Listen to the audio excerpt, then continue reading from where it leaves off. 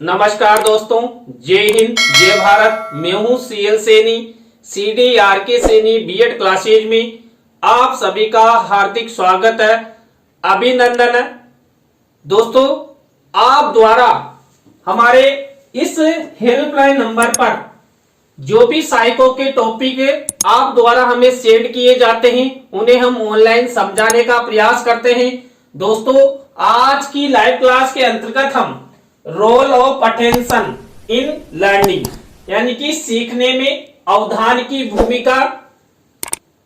सीखने को आप सब जानते हैं, हम अधिगम भी कहते हैं। तो अधिगम में अवधान की भूमिका कि हम जो भी सीखते हैं उसमें अवधान अर्थात ध्यान की क्या भूमिका होती है, इसी के बारे में हम आपसे चर्चा करेंगे। दोस्तों, तो आप सब बने रहें हमारे साथ, हमारे इस चैनल के साथ। और दोस्तों, यदि आप हमारे इस चैनल पर पहली बार आए हैं तो हमारे इस चैनल को सब्सक्राइब करें और पास ही बने बेल आइकन के बटन को जरूर दबावें, जिससे हमारे द्वारा जब भी कोई न्यू वीडियो अपलोड किया जाता है या लाइव क्लास चलाई जाती है तो उनके नोटिफिकेशन आपको मिल सके और आप अच्छा अधिगम कर सके।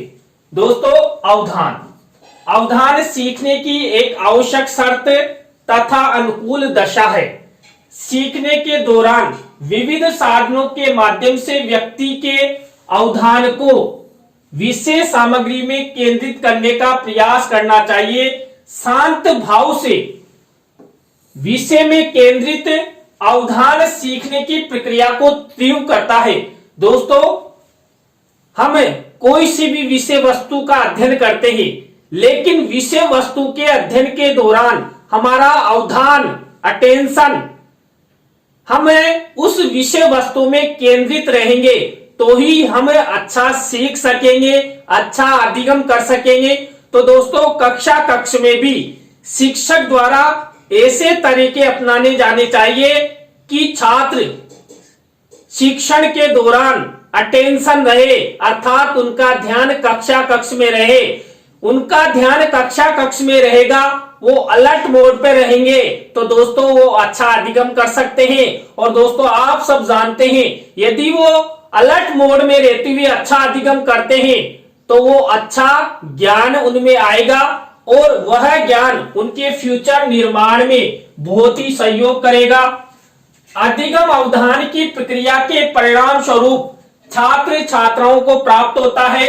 अवधान की प्रक्रिया के परिणाम स्वरूप प्राप्त किए गए ज्ञान का सदुपयोग छात्र छात्रा अपने भविष्य निर्माण में जीवन भर करते रहते हैं। दोस्तों, हमें जो भी ज्ञान मिलता है, जो भी अधिगम होता है, हम जो भी सीखते हैं उसका प्रयोग हम जीवन भर अपने अनुभवों के रूप में करते हैं।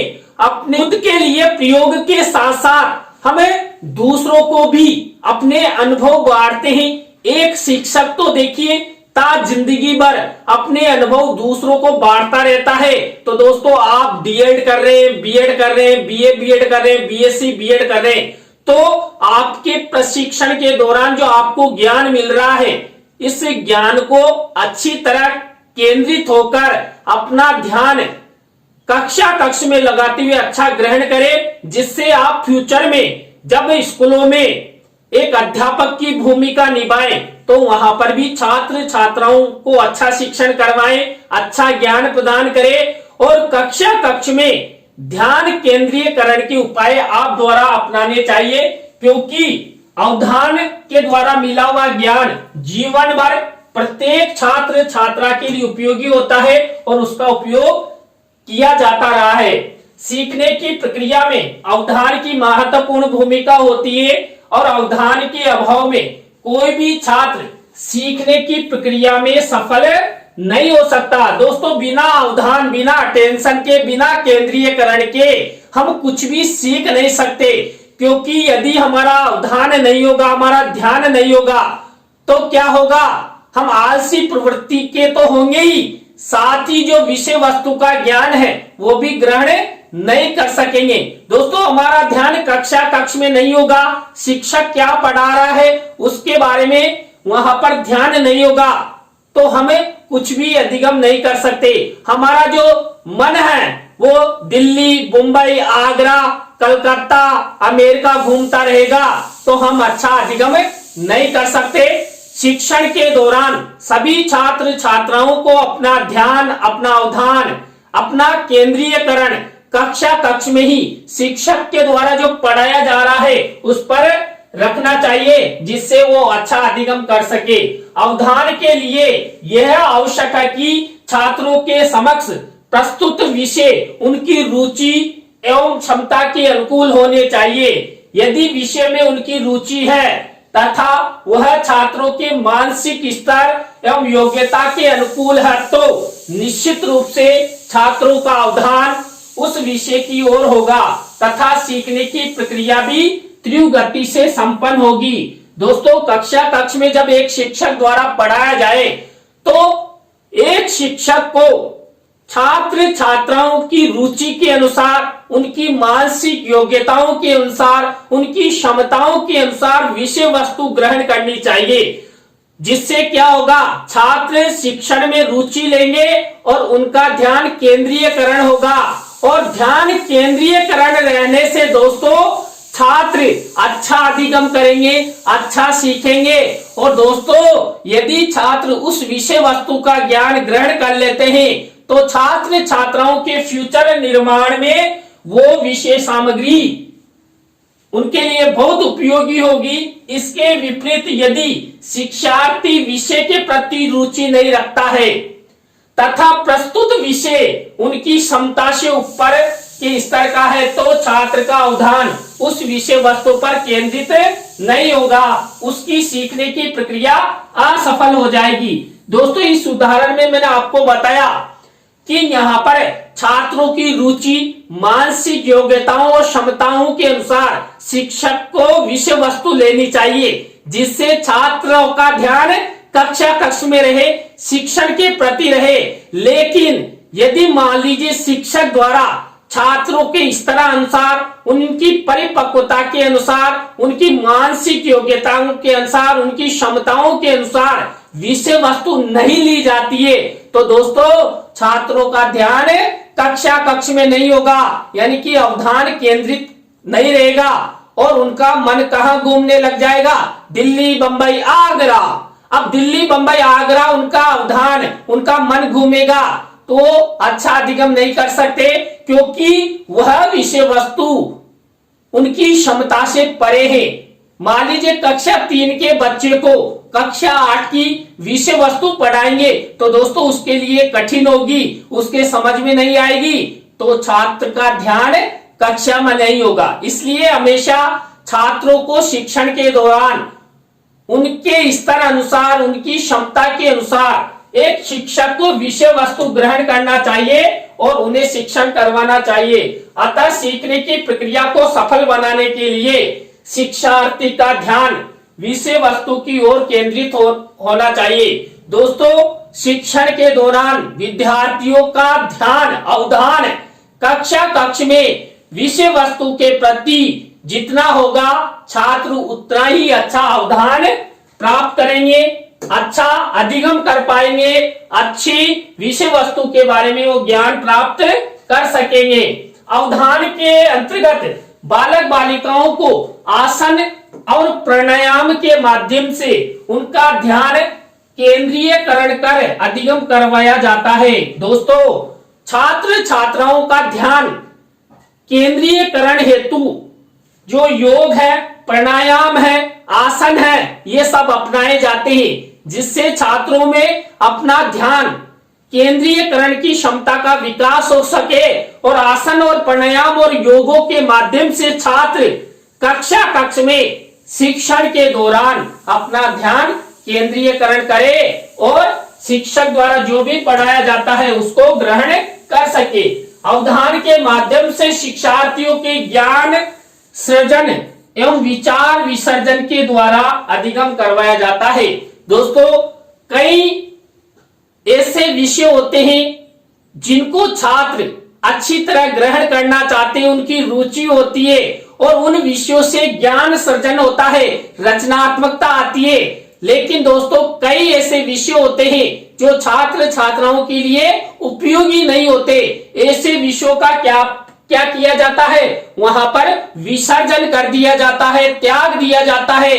और छात्रों के मन में कई बार ऐसे विचार भी आ जाते हैं, तो उनको विसर्जन करके, जैसे गणेश जी को हम देखिए गणेश विसर्जन होता है जब पानी में बहा देते हैं, ऐसे ही गलत विचारों को हमें दूर कर देते हैं, उनका विसर्जन करते हैं। इसी तरह दोस्तों यहाँ पर छात्र छात्राओं का कक्ष में ध्यान लाने हेतु सृजनात्मक कार्यों की ओर छात्रों को ले जाया जाता है, उनमें रुचि उत्पन्न की जाती है और नकारात्मक कार्यों के प्रति उनका ध्यान ना आए, मतलब कुल मिलाकर वो अच्छे कार्यों की ओर बढ़े। मान लीजिए कोई लड़का है या लड़की है, कक्षा में बैठे बैठे गर्लफ्रेंड बॉयफ्रेंड के बारे में सोचती रहेगी या सोचता रहेगा, तो उसका ध्यान कहाँ होगा, उसका तो वही होगा ना। इसलिए ऐसे नकारात्मक विचारों को कक्ष में ना आने दे, अर्थात उनका ध्यान शिक्षण में लगे। ऐसी व्यवस्था शिक्षक के द्वारा करनी चाहिए। इसलिए यहाँ पर शिक्षक को रुचिकर विषय वस्तु लेनी चाहिए, जिससे छात्रों के मन में नकारात्मक विचार ना आए और वो अच्छा अधिगम कर सके। अधिगम हेतु छात्र छात्राओं की आवश्यकताओं की पूर्ति करते हुए उनमें रुचि जागृत कर शिक्षण के प्रति अवधान विकसित किया जाता है, जिससे वह शिक्षण के प्रति रुचि लेते हुए शीघ्र अधिगम करते हैं। दोस्तों यहाँ पर छात्र छात्राओं की आवश्यकताओं का विशेष ध्यान रखा जाएगा, उनकी आवश्यकताओं की पूर्ति की जाएगी, उनके लिए जो आवश्यक संसाधन है वो उपलब्ध करवाए जाएंगे, तो छात्रों का मन शिक्षण में होगा और अपना ध्यान वो शिक्षण में लगाएंगे। और दोस्तों यदि उनका अच्छी तरह से ध्यान विकसित हो जाता है तो वो अच्छा अधिगम करेंगे। शिक्षार्थियों को भविष्यकृत लक्ष्यों उद्देश्यों पर अवधान अर्थात केंद्रीयकरण कराकर विषय वस्तु का ज्ञान प्रदान कर उन्हें अधिगम करवाया जाता है। दोस्तों फ्यूचर निर्माण के सपने छात्रों को दिखाने चाहिए, अर्थात उनके लक्ष्य उनके उद्देश्यों के बारे में एक शिक्षक द्वारा छात्रों को बताना चाहिए कि यदि आप पढ़ोगे तो क्या करोगे, आप अच्छे शिक्षक, अच्छे डॉक्टर, अच्छे इंजीनियर, आईएएस, आईपीएस, आरएएस बन सकते हो। तो इस तरह सपने दिखाने से छात्र छात्राओं का ध्यान कहाँ होगा, शिक्षण में होगा। शिक्षक के द्वारा जो भी बताया जाएगा उसको वो ग्रहण करेंगे और उनका दिमाग दिल्ली मुंबई आगरा नहीं घूमेगा। और देखिए यदि छात्रों द्वारा उनका ध्यान कक्ष में पूर्णतः रखा गया तो एक दिन वो सफलता की ओर जरूर जाएंगे, अर्थात उनमें अधिगम सीखने की प्रक्रिया सही से संपादित होगी। शिक्षार्थियों के पूर्व ज्ञान को जागृत कर पाठ के प्रति अवधान विकसित कर विषय वस्तु के प्रति अधिगम करवाया जाता है। दोस्तों जो छात्र होते हैं सभी छात्रों को पूर्व ज्ञान होता है, क्योंकि पूर्व कक्षाओं का अध्ययन वो कर चुके हैं, तो उनके पूर्व ज्ञान को नए ज्ञान के साथ जोड़ा जाता है, यानी पूर्व अनुभवों को नए अनुभवों के साथ जोड़कर उनका ध्यान केंद्रीयकरण करने का प्रयास किया जाता है, तभी जाकर छात्र अच्छा अधिगम कर सकते हैं। क्योंकि पूर्व ज्ञान यदि कक्ष में प्रयोग लाया जाएगा तो छात्रों की रुचि जागृत होगी और छात्र क्या करेंगे, शिक्षण के प्रति रुचि जरूर लेंगे। शिक्षण के दौरान उद्दीपकों में नवीनता लाकर शिक्षार्थियों का ध्यान केंद्रीयकरण किया जाता है और अधिगम करवाया जाता है। दोस्तों हमारे वातावरण में जो भी उद्दीपक है अर्थात वस्तुएं हैं जिनको देखकर हमें खुश होते हैं, रुचि लेते हैं, वैसे ही नए नए उद्दीपक छात्र छात्राओं के सामने शिक्षक द्वारा प्रस्तुत करने चाहिए। कभी चित्र, कभी मॉडल, कभी प्रतिकृति, कभी स्लाइड, तो छात्र शिक्षण में रुचि लेंगे। तो शिक्षकों द्वारा कक्ष में शिक्षण के दौरान छात्रों के सामने दृश्य श्रव्य सामग्री के साथ साथ जो भी उद्दीपक जिनमें छात्र रुचि लेते हैं ऐसे उद्दीपकों का प्रयोग शिक्षण के दौरान करना चाहिए। छात्र छात्राओं का अवधान सीखने में आए। और दोस्तों यदि छात्र छात्राओं ने अवधान कर लिया तो वो जरूर अच्छा अधिगम करेंगे और आगे बढ़ेंगे। शिक्षण कार्य के दौरान यदि शिक्षार्थियों का ध्यान कक्ष एवं शिक्षक द्वारा प्रदान की जा रही ज्ञानवर्धक विषय वस्तु पर नहीं है तो शिक्षार्थी अधिगम नहीं कर सकते। इसलिए आवश्यक है कि शिक्षण कार्य के दौरान शिक्षार्थियों का ध्यान कक्षा कक्ष में होना अति आवश्यक है। दोस्तों, यदि शिक्षण के दौरान शिक्षार्थियों छात्रों का ध्यान कक्षा कक्ष में नहीं है तो अच्छा अधिगम नहीं कर सकते। और शिक्षक के द्वारा जो कामना की जाती है कि उसका शिक्षण सफल हो, शिक्षण के उद्देश्य, शिक्षा के उद्देश्य वो प्राप्त हो, वो नहीं होंगे। तो मेन मुख्य है छात्रों का ध्यान कक्षा कक्ष में लाना। बिना ध्यान के अधिगम की कामना नहीं की जा सकती। तो शिक्षक को ऐसे तरीके अपनाना चाहना चाहिए जिससे छात्र कक्षा कक्ष में उनका ध्यान आ जाए। गर्लफ्रेंड बॉयफ्रेंड के सपने छोड़कर शिक्षण के प्रति लालायित रहे। दोस्तों, जो छात्र शिक्षण के प्रति रुचि लेता है, कक्षा कक्ष में ध्यान रखता है, वो अच्छा अधिगम करता है और अच्छा प्रतिभाशाली छात्र बनता है। शिक्षण की शुरुआत करने से पहले शिक्षक को भली भांति यह जांच कर लेना चाहिए कि छात्रों का अवधान कक्षा कक्ष में है या नहीं है, या दिल्ली है, मुंबई है या आगरा है। और यदि छात्र छात्राओं का ध्यान कक्षा कक्ष में होगा तो शिक्षण की सफलता की कामना भी अच्छे से की जा सकती है। देखिए, शिक्षण के दौरान तुरंत कक्षा कक्ष में जाते ही जैसे ही शिक्षक गुड मॉर्निंग आदि प्रक्रियाएं करता है, तुरंत शिक्षक को मनोवैज्ञानिकता अपनाते हुए छात्र छात्राओं के हाव भावों को देख लेना चाहिए कि छात्र कहां पर है, दिल्ली है, मुंबई है, आगरा है या कक्षा कक्ष में ही है। और यदि छात्र कक्षा कक्ष में ही है तो वहां पर विषय वस्तु का शिक्षण कार्य शिक्षक द्वारा शुरू करवा देना चाहिए, जिससे क्या होगा, छात्र अच्छा अधिगम कर सकेंगे और आगे बढ़ सकेंगे। अवधान केंद्रित करने पर ही हमें विभिन्न वस्तुओं का ज्ञान होता है। अतः किसी बात को सीखने अथवा किसी वस्तु का ज्ञान प्राप्त करने के लिए अवधान की आवश्यकता होती है। सुप्त अवस्था में ही हम इस क्रिया से वंचित रहते हैं, क्योंकि उस समय हम में चेतना का अभाव रहता है।